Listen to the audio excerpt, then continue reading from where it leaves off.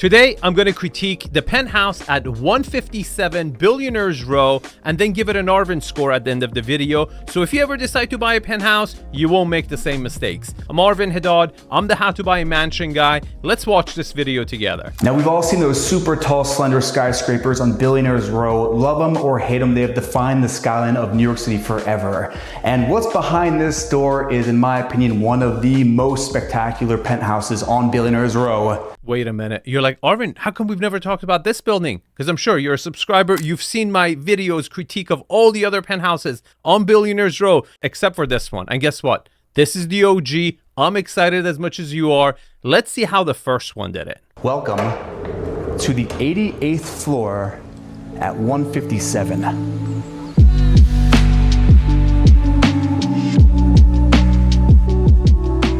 This penthouse has 5 bedrooms. It's just under 6,300 square feet of interior living space, and it has some of the most pristine views of the entire city. It's currently on the market for $45 million. Two things. First, it ended up selling for $34 million.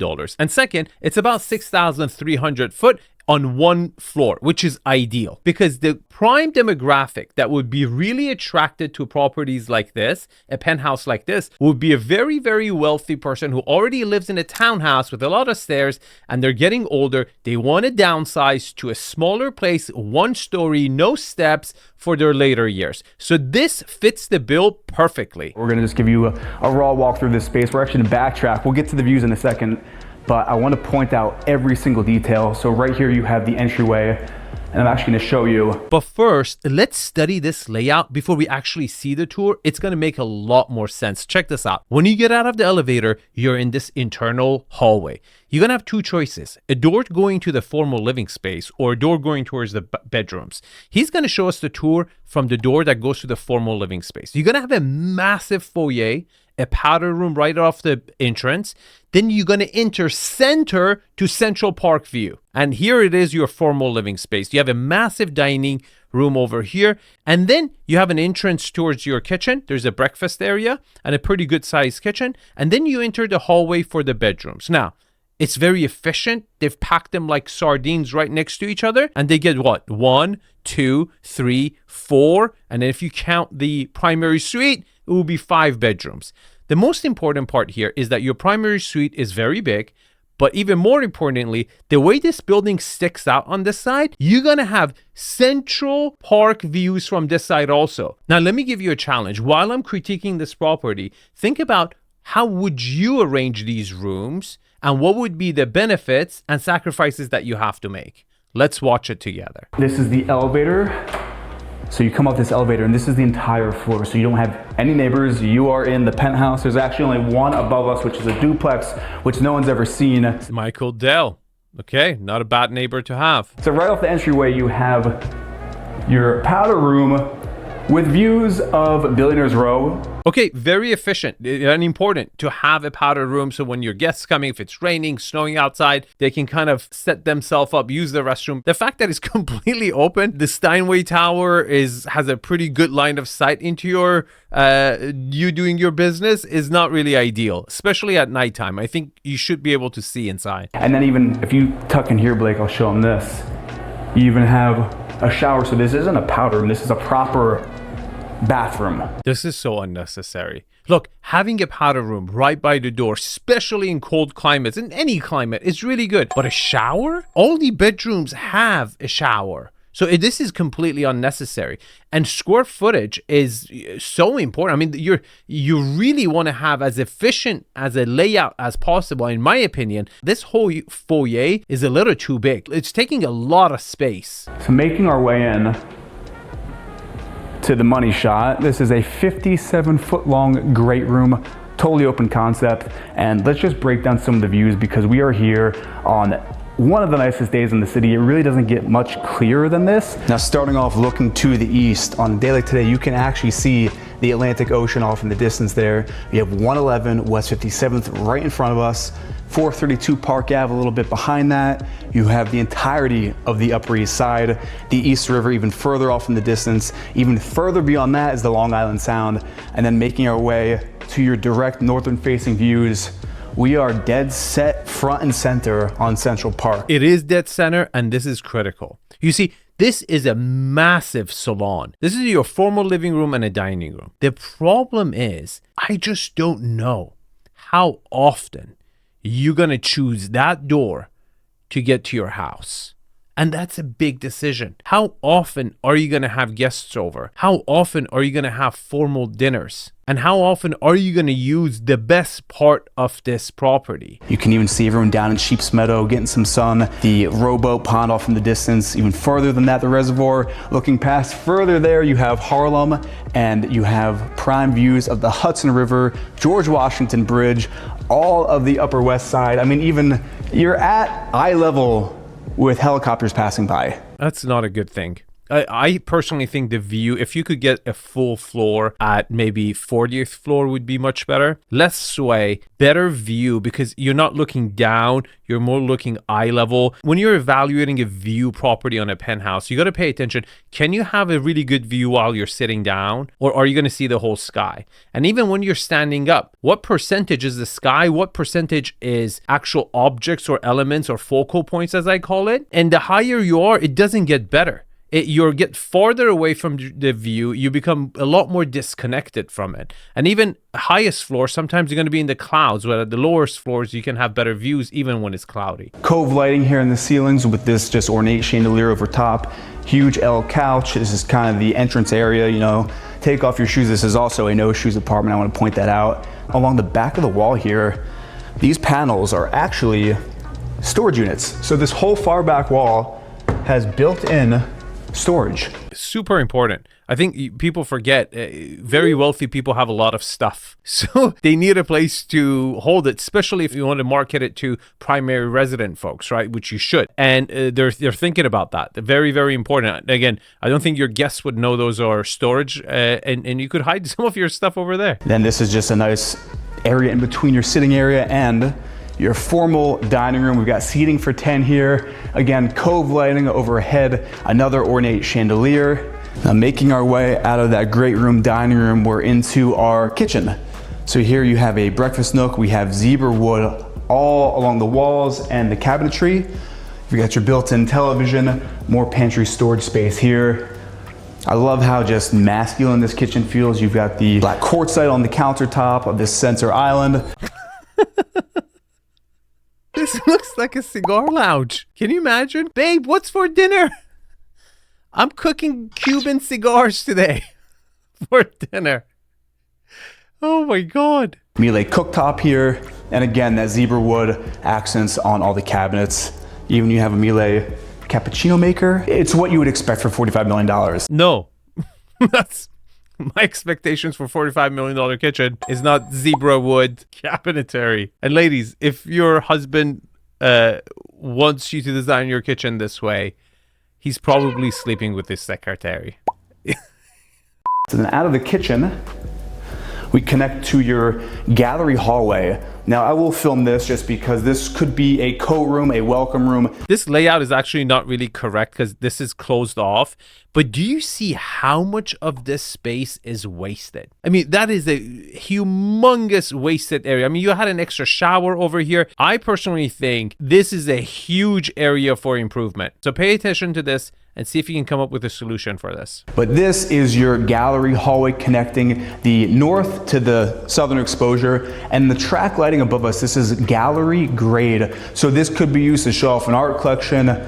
The perspective in here is just wild. Again, 6,300 square feet just under of interior living space is huge. All right, when it comes to the bedrooms, at some point you got to have a hallway. I like this hallway in the sense that it's pretty wide. I think two people can comfortably walk shoulder to shoulder, and it's the main hallway of the property, right? The other one was elevator entrance. So off to my right here, this is the first guest bedroom, facing west, so you have all that sunlight flooding in. Views of Central Park Tower, the Hudson River. Also, very decent sized guest room. I think the size is decent, I agree, but the location is horrible. You have all the bedrooms right next to each other. So if you have a guest over, they are in your business and you are in their business. Ideally, you want to have the guest bedrooms away. Of course, in a place like this, all the guest bedrooms have ensuite bathrooms with just amazing stone automatic Toto toilets that will open up, heat your butt, do all the magic that they do. I get it. This bedroom doesn't have a shower. That's why your powder room had a shower. So your guests have to basically walk with their towel past the kitchen and come over here. That's a massive flaw. Your guest bedroom should have a shower. So we have another guest bedroom off to the right. This is a mirror image of the one we just saw. Again, there's western views, tons of sunlight here. And then we can pop our heads into this ensuite, see what this bathroom looks like. Floor to ceiling stonework, high shower again. Okay, maybe the showers are tucked away, so maybe the other one had a shower. Then why did you put a freaking shower in your powder room? I don't get it. The toilets that are smart and they know when you're in here. You know, you go to Japan, every bathroom's a nice Toto toilet. All right, I'm paying attention to the finishes. They're changing it up room to room. We had onyx in the last bathroom. On this one, we have vein cut travertine. So far, again, nothing incredible, but they're not really making mistakes either. So back onto the hallway. We'll save that for a bit. Here's your laundry room. And then at the very end here, this is another guest bedroom. No ensuite bathroom in this one, but here you have those southern views. It's not a bedroom. This is your office. This is designed for your office, not an ideal place. Again, you see, stacking bedrooms next to each other really solves a lot of layout issues, but it comes with downfalls. Where your office is right between the kids' bedrooms, it's right next to the laundry room, is high traffic area, and maybe perhaps the shower in the powder room was for this bedroom. I don't know. But overall, you're making some sacrifices here. So here we have a corner unit. So now we have those southern and western views, tons of sunlight the entire day. Again, more of the same views. There's some perspective of how large this room is. Got a queen size bed in here. All right, very poorly decored. Like they didn't like this child. Overall, again, very efficient. That's the word that keeps coming in mind. It's very like, get the bedrooms out of the way. And that's what they're doing one by one. Great size. Again, it's hard to critique. The sizes are decent, just borderline decent for New York standard ultra luxury. We'll pop into the bathroom. This is the shared bathroom for these two bedrooms. Stonework everywhere, floors, walls. So it did have a shower. I'm still trying to figure out why the hell they put a shower in the powder room by the front door. Okay, again, they keep changing the finishes. Very tight bathroom for 2 bedrooms. Back out into your gallery hallway. We're now gonna go to the owner's wing. So the owner of this place gets an entire wing. And I will show you this because we do have the full floor. Here's the other view of the vestibule. You see what I'm saying? 99% of the time when you come home, you're going to take this door. For the kids, they're not even going to see the Central Park view because you're going to go to your room and you might see the Central Park, but your kids are going to go to their room. And then when they go to the kitchen, they're not looking at Central Park either. So you're allocating the best part of the house. The whole reason why you're paying $34 million for this penthouse to use it very, very, few times. And if you paid attention, we didn't really see a proper family room. There's a formal living space, but that was not a family room whatsoever. And we have the owner's wing. But before we show you the bedroom, I want to show you the bathroom because the bathroom is something else. You have marble everywhere. You've got your floating vanity because of course you wouldn't want to block out your view. Why is this so compartmentalized? There's just doors everywhere. You see, with all these floor-to-ceiling windows, penthouses, interior designers have a nightmare job to put mirrors and sinks and stuff places because they don't want to block the view, and this happens. We have your frosted glass with the black metal. This is the first steam shower, and then in the center here, carved out of marble, you've got your oversized hot tub here, again with those downtown views. And actually, I just noticed this whole room is a shower. So Blake, if you look up, you have a rainfall shower head. You have another one here, the detachable one. It feels like a human car wash, right? It's just like, what do you need? You want a bathtub? You want it from the top? I'll wash you. Like someone will scrub you. It's like a hammam. What would you even call this? Comment down below what you would call this. And then connecting on the, are we locked? No. On the other side, it's a mirror image, so you have another floating vanity, Again, another shower, just marble everything, marble shelving built in. What the hell is going on here? There are doors everywhere. This is a prime example of choosing to have his bathroom and her bathroom when you should have just had one. This is a massive flaw. It looks ridiculous. There was no like zenness to it. It was, again, very trying to be mathematical and efficient. There's no vibe or energy to this bathroom whatsoever. This should have been one bathroom that the husband and wife, use together. I'll show you the closet. So there's 2 walk-in closets. As you can see, the owners still live here, so all their clothing's in here. And then this is the second one with pocket doors. Really decent sized closet space. In the floor plan, they were connected, but I think they've made the right choice by separating them, because obviously you make it his and hers and you get one whole wall for each. You get to back up. You want walls for the closet. And then at the very end of the owner's hallway, you have a pocket door leading in to the owner's bedroom, where you have views to the north, the east, and the south. Right off the door, you have this sitting area with a TV, but I don't think anyone in their right mind would be watching TV if they lived here. You could just sit and get a view of all this. Get you some nice tight shots there, Central Park. And then finally, you've got your sunglass southern views, because the sun is right up here. What did you guys think? Pretty good size primary though, right? Like the primary location, you get Central Park view, you get triple exposure, which is really, really good. Now, let me ask you the same question I did earlier. Do you think it was worth it? There's no right or wrong answer sometimes, okay? But a contrarian design to this would have been, you turn this side of the property into the formal living space. Instead of having the bathroom and the walk-in closet on this side, you would allocate, a bar and maybe a small chef's kitchen to service this area, and a formal living space and a dining table that would get triple exposure, Central Park view, and then use the prime location where you're paying $34 million for to your primary suite and a family room and a kitchen that connect with each other. Now, I think the key element, if you would want to do that, you have to fix that foyer, because you want to enter center to the view and the central columns will get on your way.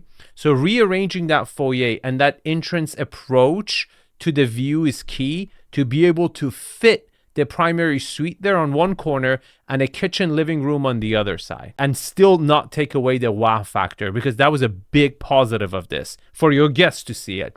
Otherwise, you rarely would ever see that wow factor.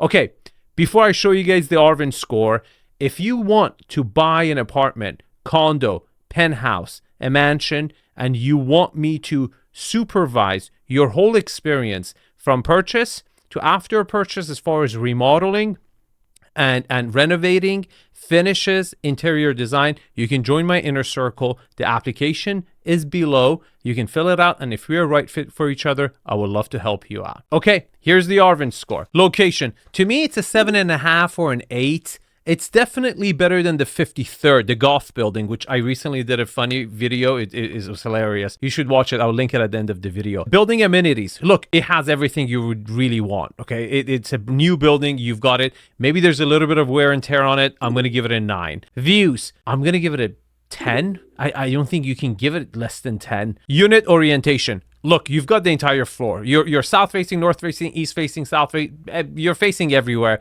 It's a 10. Layout. This is a tricky one because they went for the volume and the wow factor for the guests, right? You open up, you see the double side next to each other, one space. They delivered. They got a wow. But what I would have done, I would have given the wow factor to the whole family. I would have wanted you to open that door every time you come from home and see your wife and kids right there with the backdrop of Central Park day in, day out. And I would have taken the sacrifice of making that a little less volume, a little more separation, but at least get it every day. I'm still going to give the layout a score of 6.5 because it was efficient. It got a lot of things done. Architectural style of the building. This is a big miss. This building was ugly upon birth. I give it a 2. I never liked the look of it. I just thought it was just slammed like in the head, like somebody just smacked it on the top of the head. It's just not pretty to look at whatsoever. Privacy. Look, I'm concerned about nighttime privacy. When it's dark outside, you turn on the lights and people can see you. And there's some buildings close enough to see you, especially that powder room. And for that reason, I'm going to give it an 8. HOA. This building had some issues during the construction. The crane collapsed during the hurricane, and there was reports of debris falling down. But I haven't found anything on the HOA since it's been built that has raised issues. Okay, you should do your own due diligence. But for giving it benefit of doubt, I'm going to give it a 9. Finishes. Look, no mistakes, no big risks. I'm going to give it a 7. Scale and volume. The ceiling heights were the only issue. I think all the rooms are actually proportional.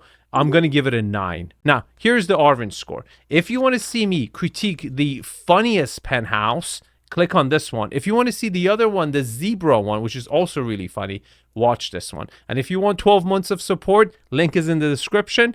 And I will see you guys in the comments. Have a good day.